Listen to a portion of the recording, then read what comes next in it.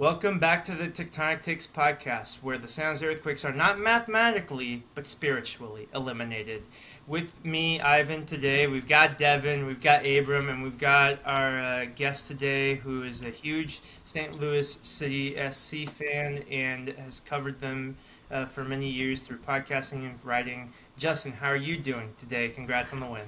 Thank you. I'm happy to be back on the pod. It's been a couple of years, I guess, hasn't it? So Yeah. yeah, happy to talk with you guys. Yeah, it's been a bit of a while. We try to have, guests whenever we can, but sometimes a few years pass by here and there. But we've had some great conversations, whether it's been about the World Cup even, or, MLS talk as well. So, pleasure to have you here. And it is bittersweet victory because while you get to enjoy a victory, two victories in a row, including the 2-0 win over Montreal, it feels a little bit too little too late, and it's the exact opposite of what the San Jose Earthquakes are feeling, where it's like, where have the goals gone, where have the victories gone for us? But we'll get your initial thoughts as you get a little bit of a spike in form for an otherwise disappointing season for St. Louis.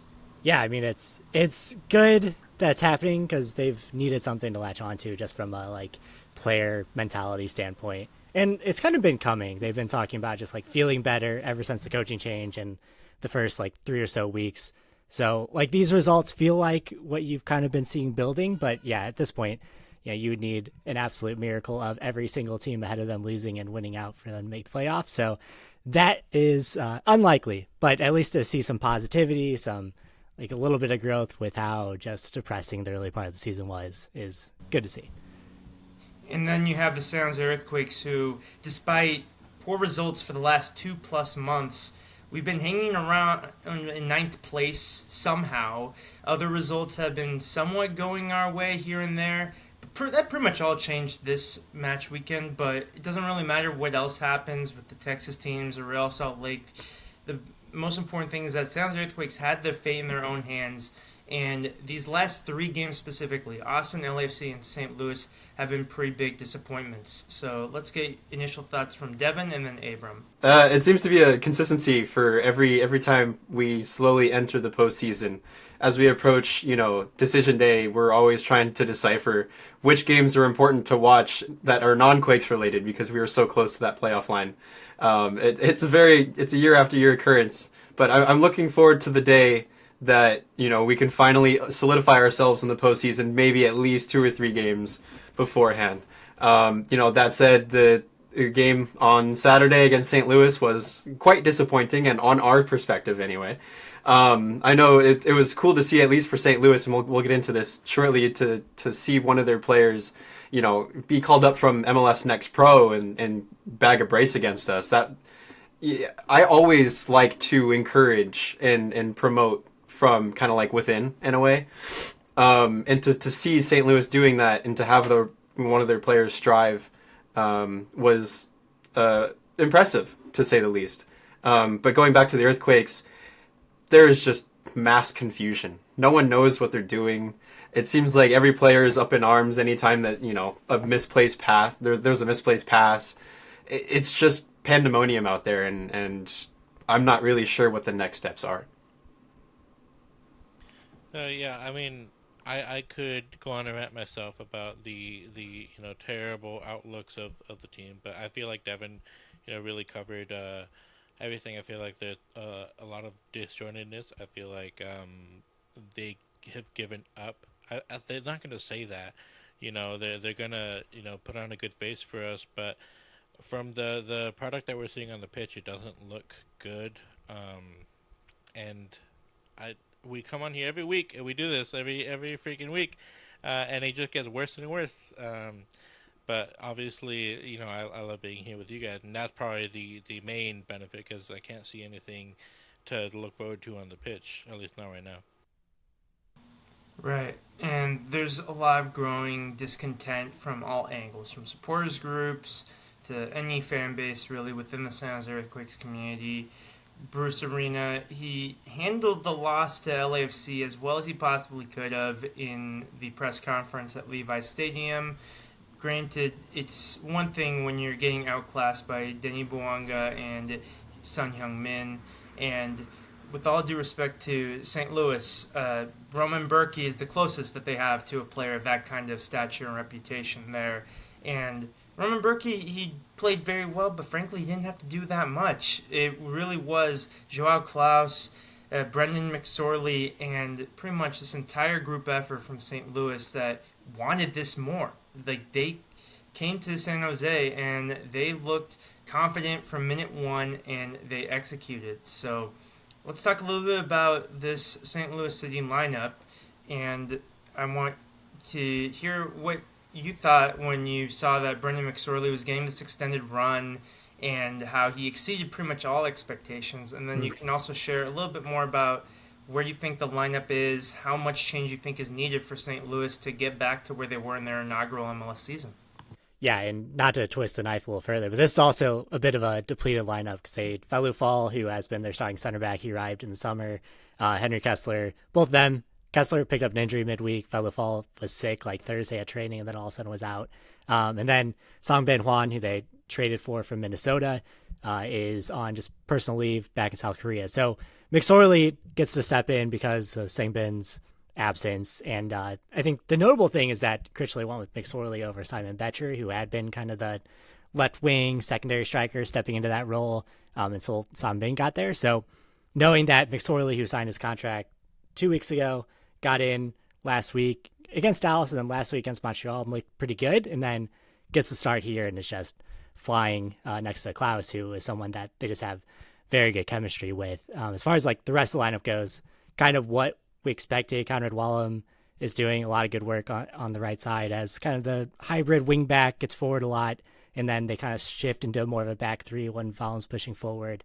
And then just Marcel Hartl has been having an incredible run over the past like month and a half since Critchley really kind of found a role for him, playing that kind of, if anyone remembers watching St. Pauli in their promotion run a couple years ago, where Ivan Hertzler, now manager of Brighton, was using Hartl in kind of this more free-flowing attacking role, and he has kind of settled into that similar role with Critchley here over the past month or so, and it's like really resulted in a lot of success in the attacking space because Hartl has had a lot of success like in generating things, and if you look at his expected numbers, they're very good among some of the best creators in MLS, but he just hasn't been able to, and St. Louis haven't had the finishing product to really reward all the work they've done. So they've been getting some of that luck that they didn't have earlier in the season now here at the end of the season. Doesn't do them much good, but it's good to have at least something to hang their hat on, building some momentum, how this looks when everyone is healthy again. You know, now they have some difficult decisions to make, but as far as like the lineup in a pinch, not knowing if Kyle Hebert or who that other center back was going to be, for them to have this performance is encouraging. Yeah, and of the starting 11, I believe half this team are from the 2023 inaugural MLS season. Is that correct? Let's see. Yeah, essentially. So yeah, Berkey and Hebert, who had been kind of like in the island of misfit toys for, since Critchley took over. So he has to step in after not playing since June. Edu Levin, Joao Klaus, Celio Pompeo, those all guys are all part of the initial 11. And then if you look back, everyone else had been in City 2. Durkin was acquired last year. Padelford was acquired this year. Timo Baumgartel was a free agent signing this year. Conrad Wallum on loan. Mackay Joyner, I guess you could technically say he was part of the team, but he was in the academy at that point. And then Simon Betcher and Thomas Stoutland were acquired last season. So that is how you get to this point.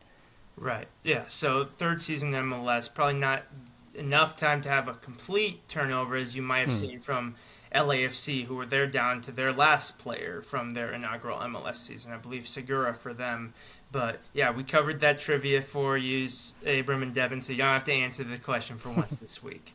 But I was interested because you look at some of the players that have come to MLS since then with Bundesliga connections. If you go far back for Heung-min Son with Leverkusen or Marco Reus, of course, that's been a big part of St. Louis's original identity with building a lot of players that play in the Bundesliga or German-speaking in the case. And Baumgartner is actual German. I was thinking he might be Austrian, but I might have been confusing with the Leipzig. And it's like, it's a lot of like Leach Van Steel's connections along the way. Like Simon Baumgartel was a player that he brushed in Germany, and that's why he was like able to just give a flyer on a guy. Same with Alfredo Morales. Morales was someone who had played for Lutz when he was at Hoffenheim, I believe, but he had played for Lutz previously, and then they needed a 6 like so badly that they called him up for a trial in preseason, and then he's been kind of, not to say like critically important, but he like raised the floor of this team at a certain point when they needed someone to just like play the position competently. Yep, there we go. And of course, Alfredo Morales was briefly with San Jose Earthquakes. Former Quakes legend. Yeah, yes indeed. 35 years old now. In terms of some of the most attractive players that have stepped foot on the pitch, such a handsome man, Alfredo Morales. So in that sense, yes, definitely. But in other sense, not really. Yeah, I think Abram might be teasing another off-season topic for us to discuss. top 10 hottest earthquake players of all time. Handsomest starting 11. There we go. I mean, there's bound to be a 2026 World Cup article with that topic, whether it be by Univision or BuzzFeed, whatever the case may be. So we might as well beat them. Someone's writing it, Abram. Might as well be you. Yeah. Yeah. So while St. Louis, they definitely have a decent-looking roster where they should be more competitive than they have been in this MLS season. There probably is some frustration that they could have made bolder signings if they were going the Bundesliga route. Some of the signings may have been more like flirting the lower table Bundesliga, upper Zwei-Bundesliga quality of players. So where do you think are some of the ways that things got a little bit derailed for St. Louis this season? Yeah, I mean, honestly, injuries were a big part of it. And like some of that is just luck. Some of that is signing players that had an injury history previously and then are just not able to stay healthy. That's kind of like the story of Luch Van Steel's tenure. And then, yeah, just a lot of the players that were signed like along the fringes or some kind of older, aging out of Bundesliga players, like, and some of that is giving players a flyer. Like Timo Baumgartel had a lot, like he's a cancer survivor. That was part of his story as well. And then had a falling out at Schalke because it's Schalke at this point and needed a place to play. And that's where like Van Steel found him, brought him in for preseason, and he's been very good at times this year. Like inconsistent for sure, but there have been times where he's been a clear, like, good center back in this league. And yeah, I think it's hard to put the failings on the signings necessarily, just because it's more that where St. Louis went wrong was in the coaching hire was kind of where things went sideways. I think if you give this roster to be it David Critchley or to a different manager that like can get the most out of this roster, I think it is a playoff roster. But when you have a manager come in and kind of not understand their style, and what we heard afterwards was just that like he was bad at explaining what he wanted from the players as well. So they were able to play well defensively, but couldn't get anything out of the attack. And if you look at how this attack is going now and the players in that attack, like they should have been expecting to score more, expecting to create more, but it's taken a while to like build that back into the squad. So if I were to say like what really went wrong, it's not necessarily the signings as much as it is the managerial signing earlier in the year. And like, yeah, it's not a perfect roster by far, but it is one that the new sporting director should be able to come in and turn around pretty quickly. Yeah, and I think, once again, this has been said more often than I ever expected to be for a San Jose Earthquakes podcast, but thank you, LA Galaxy, for being so bad that St. Louis kind of flew under the radar in that first half of the season between the win over Seattle Sounders on March 15th and the first time you beat us in May 31st. Again, Major League Soccer, why schedule this match with the UEFA Champions League final? I don't know, but they did.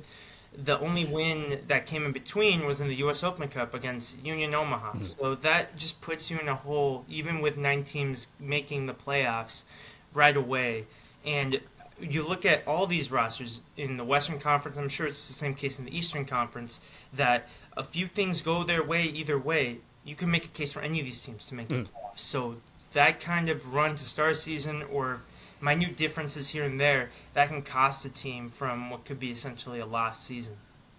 Yeah, the differences seem so small when you look at the roster. Like if you look at, I look at Dallas right now and I see how they're playing, and like that's a team that had been bad for a lot of the year, but I would not want to play them like right now heading into the playoffs with how they are. And on the run they're on. So yeah, even these teams in the West that are like down out of the playoff mix or fighting to get back into the playoff mix, those are still good teams with good players, but you have to get everything right. You can't afford to waste time. And St. Louis went on an 11-game winless streak after they started well the first 3 matches, and they went on an 11-game losing streak, or not a winless streak. So you just can't afford to do that. And by that point, Critchley comes in. He needs a little bit of time to get things right. And not only are they not winning, they're having injuries. They're not doing a good enough job of promoting the young players into these positions that now you can see at this point in the season has paid off for them, and in this game especially. Yeah, so that's been kind of where you can draw the comparisons between both San Jose Earthquakes and St. Louis. St. Louis had the slow start, and San Jose Earthquakes had the crash landing. And speaking of slow starts to an individual game, this happened not once but twice, arguably 3 times in a row, thrice even, that's a word. And that's the thing that frustrates me heavily, when you do not learn from your mistakes from the previous game or the game before that. And that's where we take this game to, Devon, where we start once again with a barrage of goals being conceded by the San Jose Earthquakes. Like, we can't even get past 10 minutes now without conceding a goal, and then 20 minutes without conceding multiple. I think that's, 2 games in a row now, at least, where the San Jose Earthquakes concede 3 goals before the first half is over. Was the game against LAFC, did we walk into halftime 3-1 down, or was that 3-0? Yeah, 3-1. 3-1. Okay, so exact same score at halftime as it was versus LAFC. I don't know what the boys are doing in the training grounds. It seems like we've collected a bigger training ground. We've built a bigger training ground now, which is cool. But that doesn't really seem to help our case, as we keep conceding multiple goals before the first half is over, and that kind of kills the rest of the momentum, the rest of the game. It's an unfortunate story for the San Jose Earthquakes, as you know, kind of Abram alluded to at the very beginning. Like, it's just tough to keep coming back to this topic again and again every game, but you know, that's how it is. At this point, you can kind of debrief about individual performances. Like, we could bring up some positives right now. Like Oseni Buda, still yet again, just like last weekend, he got the start, and he performed just like everyone kind of expected him to. He impressed. He dribbled, maneuvered around a bunch of St. Louis players effectively and created space for others, distributed well. He had an impressive performance. And I think there were a couple of other players that I can't really specifically think of right now. At least Daniel Muni, I think, had a good performance, and so did Danielle. It was a good recovery for Muni. But, you know, on that note, there's just lots of confusion. And when I say confusion, I mean none of the players know exactly where they go. I like watching Josef Martinez since the Atlanta United days as he came on as a sub. You can tell that there's vigor in his eyes. There's energy. There's desire to want to score goals. Since he's been brought to the San Jose Earthquakes after his hat trick, and actually there's a connection I'd like to make here in a minute. He's been very lackluster. Not much energy. Not much desire to put himself in the box in an intimidating way is the only way I can really describe it. And I can only kind of bring that back to a really big factor, and that I believe is an evidence. It's okay. So this is evidence based off on the fact that Chicho Arango's goal celebration was posted to social media, honoring Hernan Lopez Munoz, and Hernan Lopez Munoz, he lifted the 2-3, and Hernan basically reposted that and said, you know, thank you, brother, I miss you. I think there's a statistical connection to the fact that these players that we've come to know so well, and despite that it's, you know, I'm kind of alluding to the fact that these players at their peak were not with the San Jose Earthquakes, and these are players with like Chicho Arango, Josef Martinez, some guys that we brought over from other teams. We are used to seeing them perform at a high level on other teams. And we were getting used to seeing them perform at a high level in the San Jose Earthquakes. However, I think there is some sort of issue that went on with Hernan Lopez and the club. Um, and I kind of looked back at the statistical history on these players, and a lot of our guys, our prominent figures, fell off. Not fell off, but they stopped producing around the time when Hernan Lopez Munoz was transferred back to Argentina. Espinoza hasn't been performing in the last couple of months, unfortunately. Josef Martinez, Chicho Arango, they haven't been as big of a threat since that time. Sure, they're scoring, but they're also like scoring goals on pens. So yeah, they are producing, but not in the normal flow of play that we're used to seeing. Which I'm really happy that Judd has kind of stepped up in that case. That he's had a couple of good headers and attempts and whatnot. But I do think that there's confusion or something going on, and the fact that Chicho Arango was alluding to Hernan Lopez Munoz. I feel that there's a very big disconnect with the club, and a lot of it I think had to do with Hernan's departure. Yeah, thank you so much for that observation and analysis, Devon. I understand you got to dip a little bit early, but I really appreciate your I can stay now. So. Oh, you can? Oh, perfect. Yeah, we're good. Ah, sweet. There we go. I do also want to add that you made some valid points that, yeah, they're still scoring, but that is like the bare minimum, especially from the penalty spot, that we expect of those forwards. And unless you're Aston Villa, when you have your cold stretch, you're going to at least score goals here and there.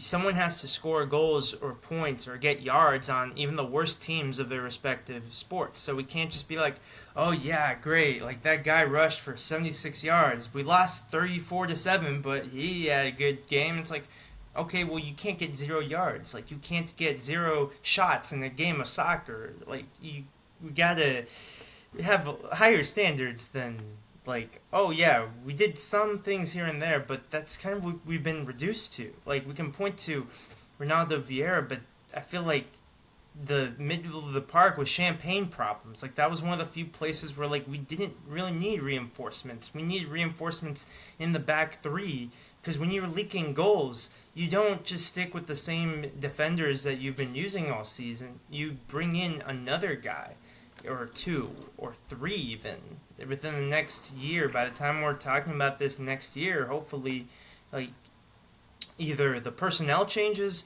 or everyone takes a big leap. One of the two has to happen. And frankly, the former seems more likely at this point.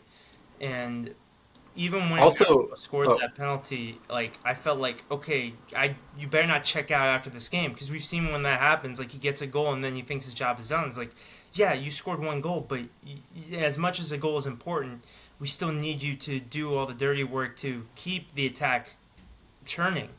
Go ahead, Devon. Yeah, I also want to kind of praise St. Louis here, because I'm trying to add more detail to these podcasts and just trying to create a more analytic atmosphere.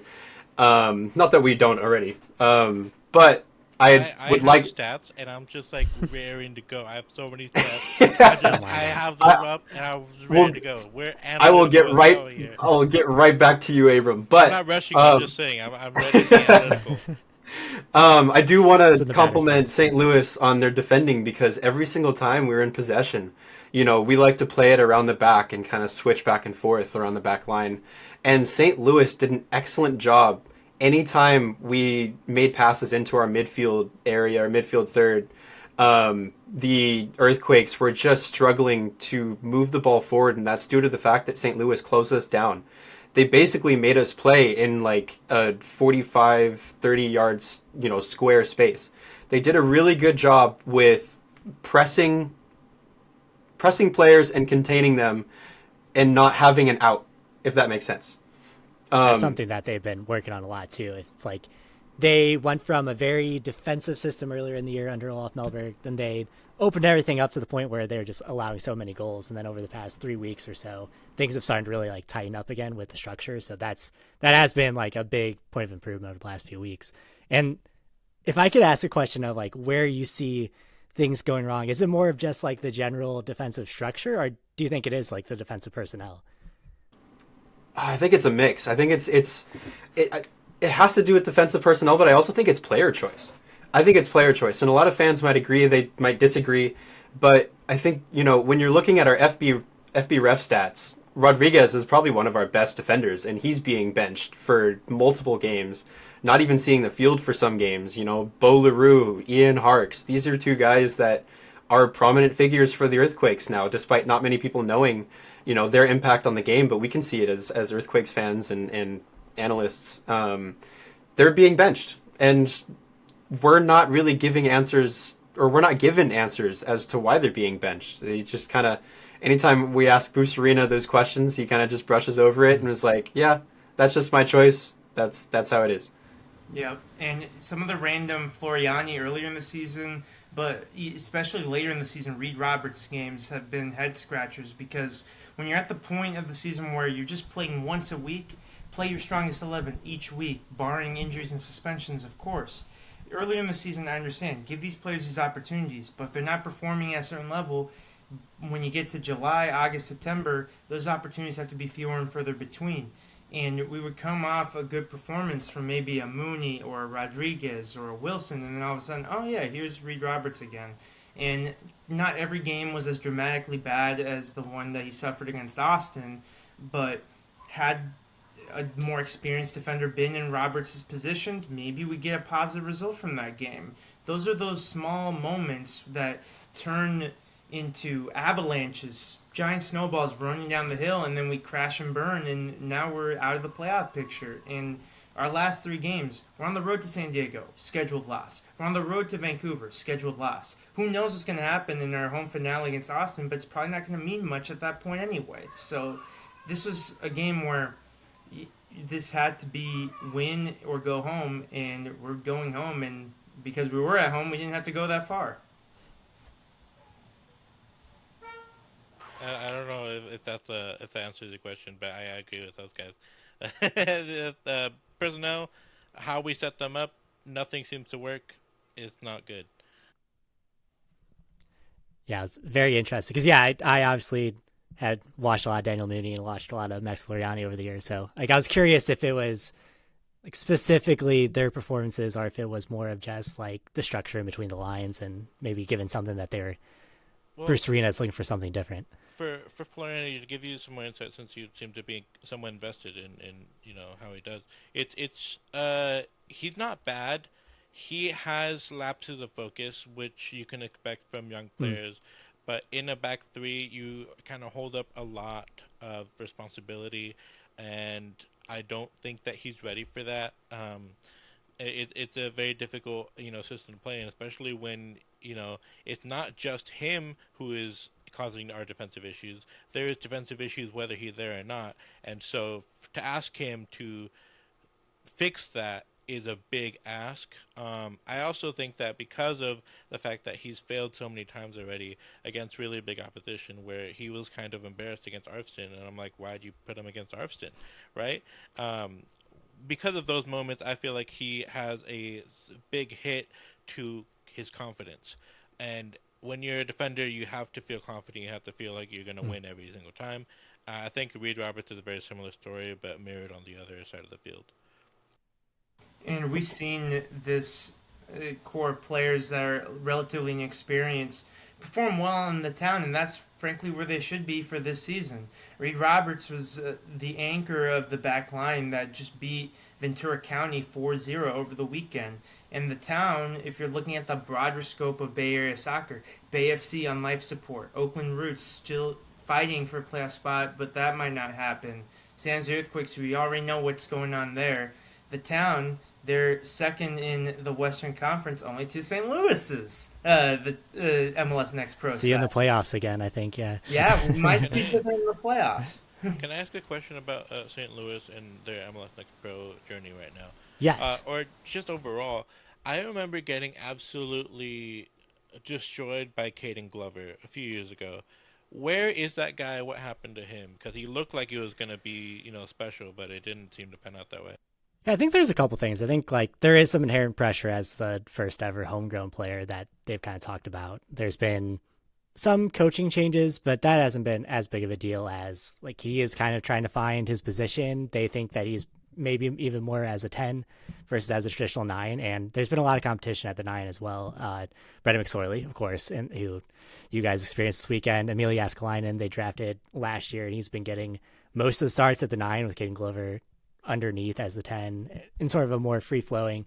But yeah, he has all the physical tools for sure. And I don't know what the real answer is outside of they just have maybe it's I would have to look into it more, but I do think it's maybe a usage thing of, he's not the guy that the ball is going through and he's not necessarily the guy that things are being set up for. Like Mekhi Joyner, before he was brought up full time, was getting a lot of those licks. So I think it's that players have, not say passed him up, but players were maybe more of the focal point versus Glover was kind of the focal point when he started next Expo that first year and has had some growth over the last few years of just trying to figure out his position, trying to figure out his just like how to use his body because he hit a growth spurt as well. And I think that plays into part of it. So yeah, and they're taking their time with him. They're okay.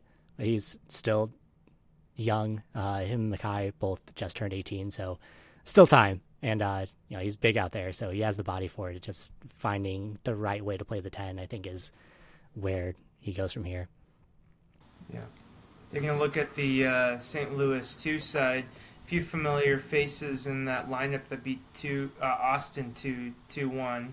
Jaden Reed at 24 years old and Akil Watts at 25 years old. Still some time to grow, and of course with a lot of American players, if they're coming out of college, they're coming into Major League Soccer 21 or 22. So you do need to invest a little bit more time in some of those guys. But a player that I'm excited to see have another shot at the Major League Soccer level, 20-year-old white winger Miguel Perez. How do you feel about his progress? Yeah, and Miggy's been especially over and really the whole season with Next Pro. He had kind of went out on loan last year to Birmingham in USL, and just because of the way that their season went, he wasn't playing great to begin with, and then they kind of prioritized their own young players just because they weren't in playoff contention. So I think that struck his confidence a little bit. So coming back, playing most of the year, all of the year with City 2, I think it was kind of the plan just to have him get his confidence back. He's playing in more of a advanced role than he was in that first year where he was just pretty much a defensive midfielder. So now he's been playing a little bit everywhere. He played right fullback, he's played right wing, he's played attacking mid, he's played defensive mid, and he's been pretty good just about everywhere. So he's probably too good to be a Next Pro, but I don't know if they aren't ready to pull him up yet. And we'll see what happens next year with him.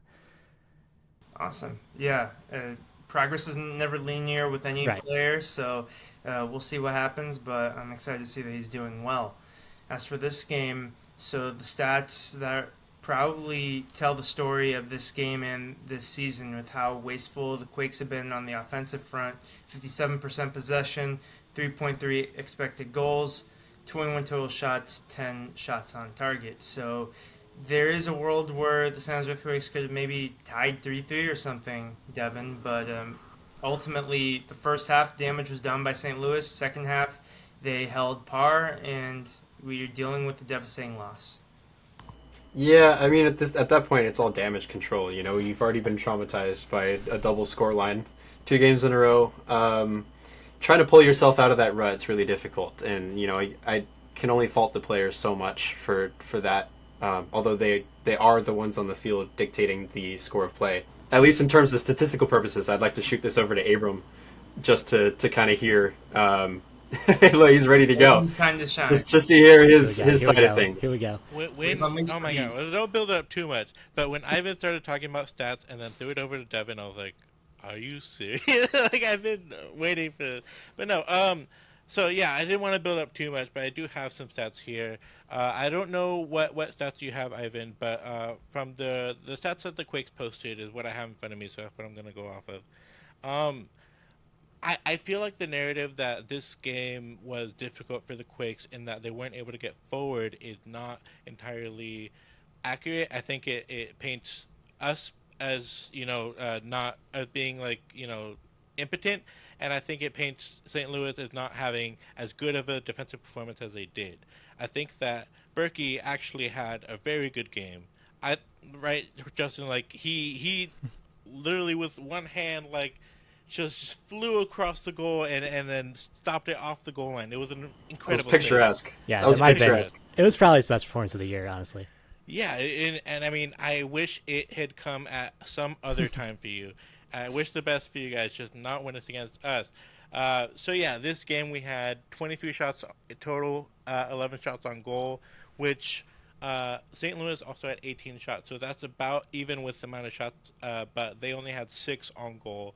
Um, but out of the 11 shots we had, 11 shots on target, sorry, we had 4.9 expected goals, which is a lot of XG, guys. That is a very big amount of XG when you're, taking into account that we only scored one time this game from a penalty. That's just ridiculous. And also to extrapolate off of that, St. Louis scored 3 goals on 2.5 XG. And it's great. They were more efficient with their chances. They outperformed their xG by zero point 0.5, which isn't they scored about what you'd expect, but they did those things. And the 9 saves from Berkey was phenomenal. This game could have been much different if you had just a slightly worse keeper in net. And I do think that we can't let that fact get away from us. I think that there's so many things about this team that were very frustrating to watch on Saturday, but I do think that the offense was not trying. Like Budo was trying. Chicho had a lot of chances. Justin, from what I saw, I felt like Chicho would have been the guy that you're looking at and you're most scared of because he's getting so many shots off, and also the reputation he brings with him. Yeah, he's always played against St. Louis well, even with Real Salt Lake, and I remember him playing well earlier in the year. Even I'm not sure if he scored in that game or not, but yeah, he's always been a menace against St. Louis, and they have not painted themselves in glory defensively most of the year. And I think once they went up 3-1 into half, they kind of knew that San Jose would come back at them, and were able to mitigate that. And then, of course, you get good goalkeeping from Owen Berkey. Brendan McSorley saved one off the line, too, that probably is a goal 9 out of 10 times. So, yeah, I wouldn't say this is a bad performance from, a overperformance from San Jose versus St. I think it was a pretty even game that one team just got more of their execution versus the other. Yeah. Yeah, I also think that, Chicho late in the game, too, had a really good opportunity top of the box. But he completely whiffed it and missed the net entirely, which, you could see in the reaction on the big screen. He was pretty upset with himself. So, going to what Abram said, statistically, the stats painted a more closer game than what we have visualized. And I think if we had put not more chances on target, but if we had conducted more dangerous opportunities, I definitely feel like the level of interest I think could have been higher for a fan, whereas kind of the general consensus, we walk away from the stadium of maybe not, this doesn't really feel like a good feeling, good win. I'd like to challenge that perspective with, I think that this was a decent offensive performance. We've had better. We only scored 1 goal, right? I'm not going to say that this is the best offensive performance I've ever had. I think the defensive performance was so bad that it just totally erased the narrative of the offensive performance. I think that we have to give Chicho some credit. He worked very hard. Buda a lot of credit, and Judd, working very hard to make those chances possible. But again, I am disappointed in how this game went, and I did leave the game with very little hope because it feels like it doesn't matter how many goals we score. It doesn't matter how well we do. We're going to concede more than we score, no matter what, every single time. I think I'll agree with Abram for the most part on that. I think there is an exception in a way, and I'd like to explain that of yeah, sure, we did have a lot of opportunities, and offensively, we don't really give our players enough credit. But I think, at least during the game versus St. Louis, and I'd like to know of kind of what Justin thinks on this, it seems like St. Louis did a really good job with kind of holding us back to a point where our shots and our attempts weren't that dangerous. Anytime Berkey was tested, it was kind of right to him. It was he was able to catch the ball. Yeah, he did. He made a couple of impressive saves, but I think for the most part, a lot of those chances on target were aimed directly at Berkey, or it was a somewhat parryable save. Yeah, I don't know. I sometimes struggle just because I'm like painted by how they have played defensively all year. But oh, did I freeze? Okay, sorry. Yeah, I just with how they've played defensively all year, they haven't been able to really shut things down. But yeah, I think you're right in that they came into the second once they got that third goal, they came into the second half knowing that as long as they like played a little bit less expansive than they did before and were able to keep the Quakes in front of them, that like that would limit some of that. And then yeah, Berkey is just out of his mind over the last like 20 minutes of that game. I wanted to add statistically, Devon, to help answer that. I do think that you're right in that the shots ended up not being good, but the chances were what was good.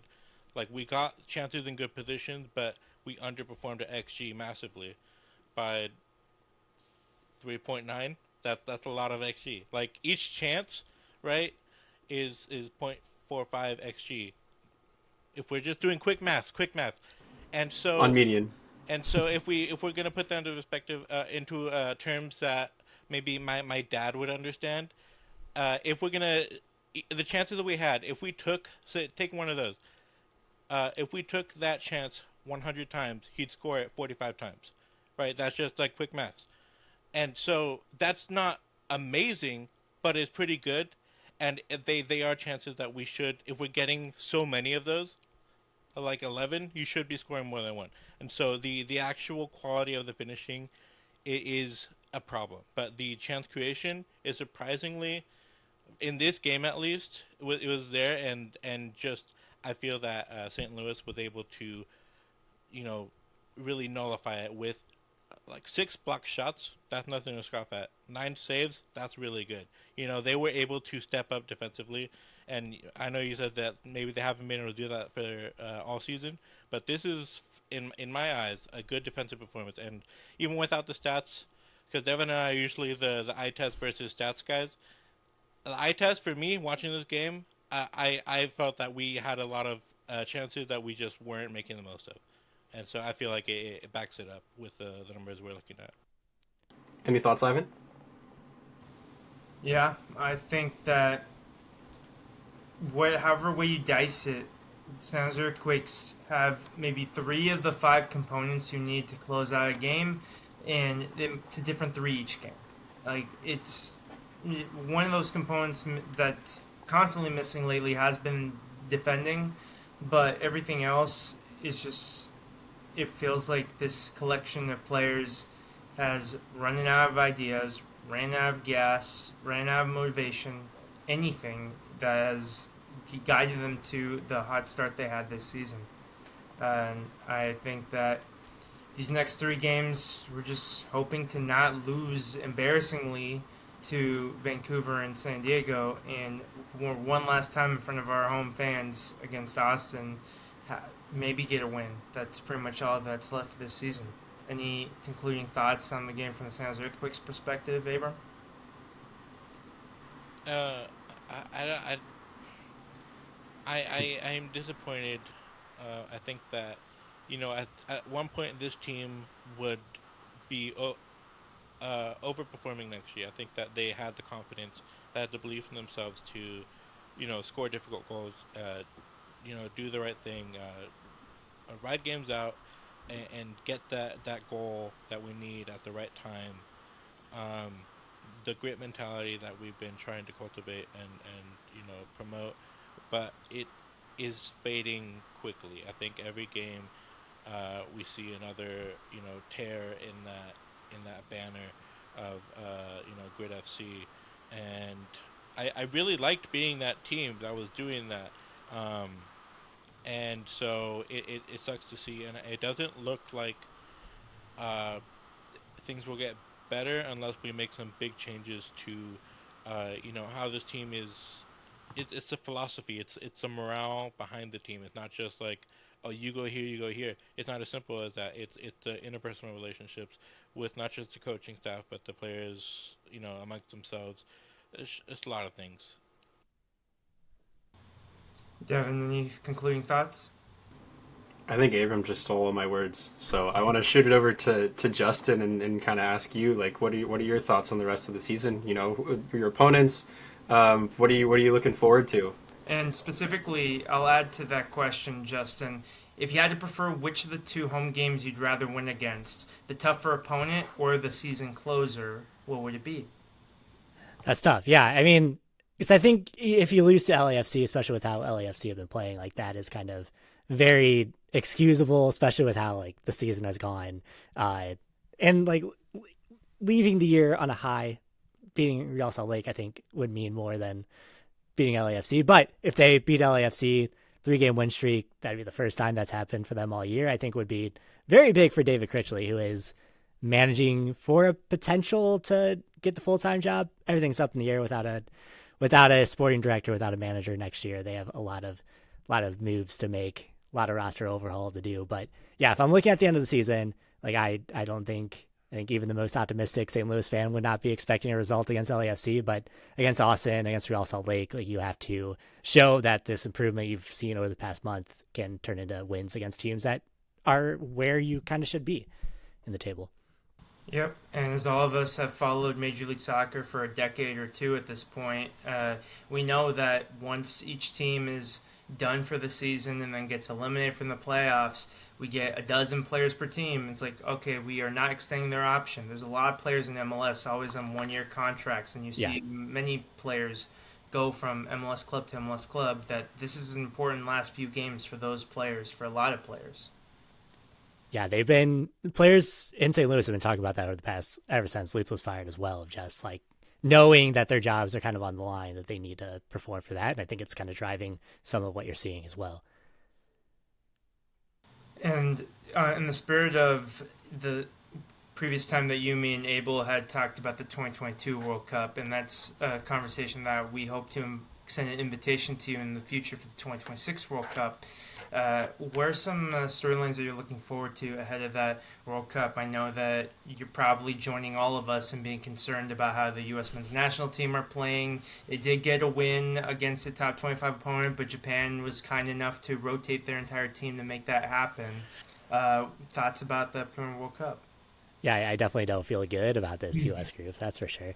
Yeah, I think I feel better. I kind of wrote about it after the last window, but like I'd feel better if things were consistent with the lineups and they were playing well, as opposed to like, you know, we haven't seen Weston McKennie with this group yet, like in a while. All the calamity of the Gold Cup and just like the Christian Pulisic, Pochettino stuff. Yeah, there's not a lot of positivity, not a lot of reasons to feel good about it, but you know, it should be a good group of players, right? It's like what we always talk about. Like this should be a group that can put together good performances. Like if you look at how they perform, like Malik Tillman had a great game for Leverkusen this week. Christian Pulisic had like one of the best games I've ever seen him play. Chris Richards with Crystal Palace, like that was a defensive performance that I don't think has ever been replicated by a U.S. player before. So like it's hard for me to draw the line of like watching these guys with their club teams play well and then for the USMNT to be so like lackluster. Yeah, it is frustrating to see that. You think you have all the pieces together, and yet the end product is nowhere near as good. It's kind of like an analogy for the Sounds Earthquakes right now, but also from my perspective, Are they managed by former U.S. men's national team manager? Does that have anything to do with it? Yeah, it turns out he led the U.S. men's national team to a quarterfinal. If this USA team makes it to the quarterfinal of this World Cup, like, I will be the happiest person to see how well they do. Like, I don't know what I would do. I'd probably just go running a mile a certain direction in pure joy if that happens. That would be funny. But also, I do have to keep an eye on, you know, being Mexican American, that how Mexico are doing, and how in some cases there's slightly more optimism, particularly among young players like Rodrigo Cuescas playing in Champions League for Copenhagen, or 16-year-old Gilberto Mora for Tijuana, that there is still concern that we couldn't beat Japan or South Korea in the window either. So, and when I say those things, I want to make it very clear that they're good teams, but for both Mexico and the United States, the key to getting out of the group, and unfortunately getting past the first knockout round has eluded them in recent World Cups. But getting out of the group, you still need to beat the Polands of the world, the Algerias of the world, the Ghanas of the world. So if you're not beating South Korea, which is a very similar test that you might face, in Iran, for example, in the last World Cup in USA's case, then you might not even get out of the group. So, yeah, that's something that Abram and I expressed our concerns about in our previous podcast when we covered Mexico versus Japan over the international break, that it seems like the same old story. And then, of course, the joke that even if Mexico does get to El Quinto Partido, that has been the biggest talking point in Mexican soccer culture, now it just means we're back at the round of 16 again. Yeah, I'm a little bit worried about all three of the CONCACAF host nations, if we're being real. Oh, Canada, though, congratulations to them. They did beat Romania and Wales in the last break, and they've reached their highest ever FIFA ranking. So, hey, Canada, they're like, look at you two losers. Like, we got good vibes. They don't want, Jesse Marsh wants nothing to do. The last thing I'll ask for each of us is that with the playoffs not featuring either or two teams, barring a miracle, what's one team that we are rooting for? And, you know, for the Quakes people here, we will exclude ourselves from the one team we're rooting against because we know the answer is LAFC. But for Justin, I'm curious, for you, you can answer both. So we'll go for the Quakes people first, and then we'll finish with you. Sounds good. So the team that I would be rooting for as a proxy, a fellow blue team, a fellow third wheel in the state rivalry or the region rivalry before San Diego came along. Now we're a fourth wheel. But I did get a chance to see Vancouver Whitecaps play at BC Place earlier this summer, and I think it would be kind of cool if I could be their little good luck charm. Like, I already got Thomas Mueller over there. No, I'm not taking credit for that, but that was kind of a nice little coincidence. Even though I didn't get a chance to see Thomas Mueller play, I'd be happy to see Vancouver Whitecaps do well. And then I'll turn it over to Abram. You know, I think Austin had a really hard time in like the middle of their MLS tenure. I feel like they had a really strong start, similar to St. Louis, and then they had a big dip in the middle that I felt bad for them. And I've always had a soft spot for Austin. I enjoy the vibes of their stadium, and when I was working at Area Sports, I always liked posting like their stuff on Instagram because their photographers were very good. So just for reasons like that, I have to say Austin. Like, I hope they end up doing well. All right, Devon, who's your pick? I had to quickly sift through to see who's actually in a playoff spot and who's currently not. That being said, I don't think that really shifted my direction of focus. Philadelphia Union. I would love to see Philadelphia Union take home MLS Cup. I was rooting for them versus LAFC in LA. I think it was LA. Either way, versus LAFC. I think they resemble a lot like the San Jose Earthquakes. They have a great academy system. They bring a lot of players out, send them up to Europe, even though we don't really do that. We just kind of send them off to like Oakland Roots or some USL club, and then Europe buys them from them. But they resemble a lot like the Earthquakes, and I really want them to see an MLS trophy in their trophy cabinet at the end of this season. Yep, and even though it wasn't the right fit for the Earthquakes, we do appreciate their generosity in allowing us to acquire Jamiro Montero for a hot minute. So nice. He was good for a little bit, for the first season, and then never again. Right. So, Justin, we can go bad news, good news. A team you're rooting against and a team you're rooting for.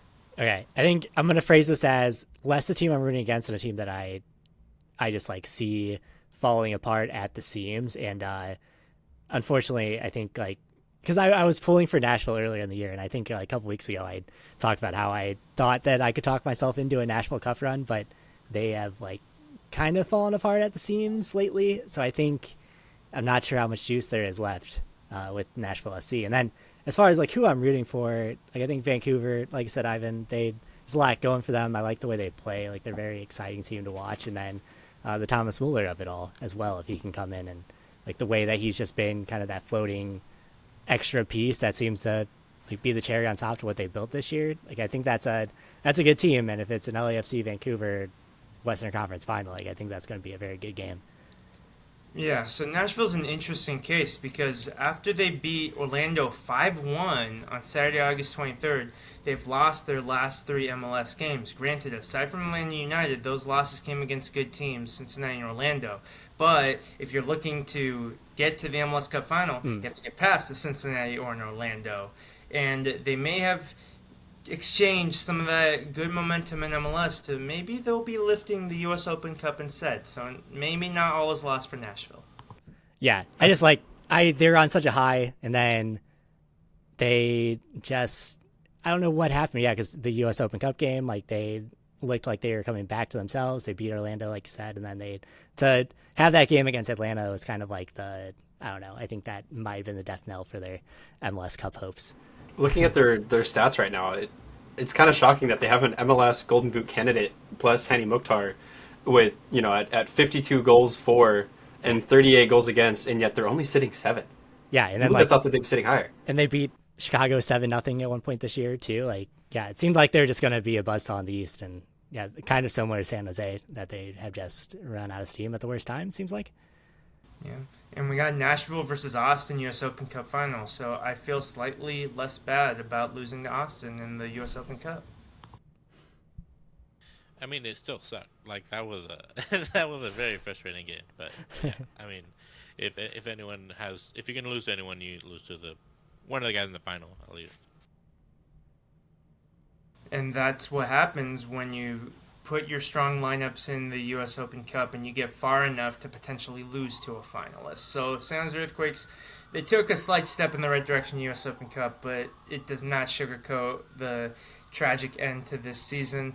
And also, sadly enough, this is the end of our podcast for this episode. But before we go, Justin, once again, thank you so much for coming on with us once again. Where can people find you on social media and what things you have cooking?